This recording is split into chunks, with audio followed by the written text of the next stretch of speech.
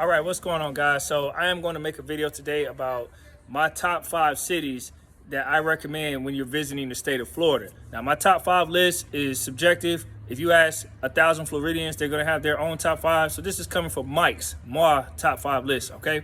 Now, one of the 5 cities I have actually never visited, but I've heard so much about it, I'm just going to put it on my list in good faith because I know too many credible people that have went there. And that's the lovely thing about Florida. So many cities to go to. It's hard to hit up every single thing in the state, and it's a big state. So let's jump into it. Might surprise you because there's a major city that's not on my list. All right, no in particular order. Number 1, let's start down south in Miami. Everybody loves to go to South Beach and party and do the nightlife, but Miami has a lot more to offer than just beaches and nightlife. If you go through the city of Miami, if you're into culture, arts, all kind of sports, there's so much to do down there. It definitely makes one of my top 5 recommended cities to come down here and visit the state of Florida.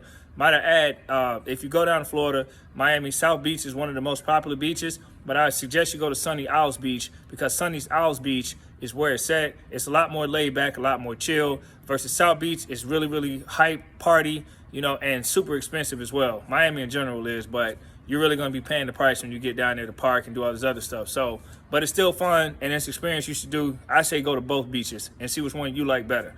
All right, another city, number 2, a few hours south of Miami, Key West.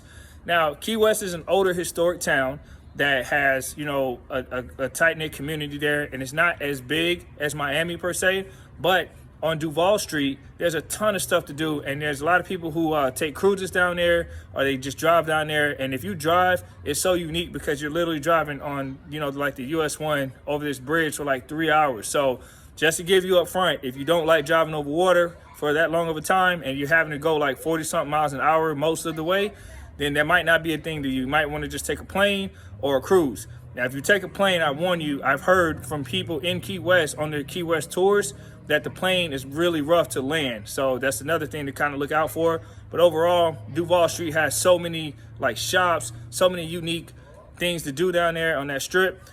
For a few days, Key West is a really cool place. They have tours. You can tour the whole island and learn a lot of history. So if you're into that stuff, go for it. Number 3 city I would recommend is Destin. This is the one place I have not been, but I've heard so much about it. It's so beautiful. It has one of the best beautiful beaches in Florida. So I highly recommend going to Destin.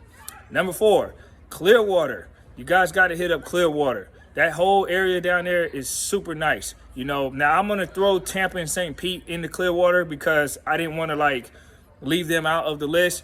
So Tampa, St. Pete, Clearwater area, I would just say that's all one area. But Clearwater specifically, make sure you hit those beaches there because Clearwater is amazing. And the number 5th city, I had to say the best for last, my city, Orlando, Florida. How the hell can you come to Florida and not see the most magical place on earth, Disney World, right? Now, check this out. If you don't want to go to the theme parks, you don't have to. Orlando, unlike most of the cities in Florida, have so much daytime activities for families, teenagers, any age group, any demographic of people. You can start your day off at 7 in the morning and end it at 10 o'clock at night, and then go out and have a nightlife after that till 2 o'clock in the morning. So you literally could spend your whole day just doing something each day, something different, something new, something innovative. And what's cool about Orlando is it continues to build so much. If you come down in 2022 and then come back in 2023, you're going to see something that wasn't even here yet. So it's constantly building. It's something new all the time. It's so much stuff going up, so many things coming in the near future. Even more theme parks have been developed. It's amazing. So Orlando, Florida is super amazing. Make sure you come. Now, I know a lot of people are going to hear this list and say, well, what about Jacksonville? Duval, that's what they say up there. Hey, look, I love Jacksonville. I visited, but I'm just telling you my top 5. I live in Florida, and to be honest, I left a lot of things off that I could have said, but I didn't hit them all. Florida's a big state. I could name 100 cities to go to, but I just named top 5. So don't be mad at me. I got love for Jacksonville. Jacksonville's an awesome place as well, but considering so many people come to Florida, I think those places that I named will be at the top of the list if I had to name top 5 places. But there's Naples, there's Fort Myers, there's Jacksonville, there's Anna Maria Island.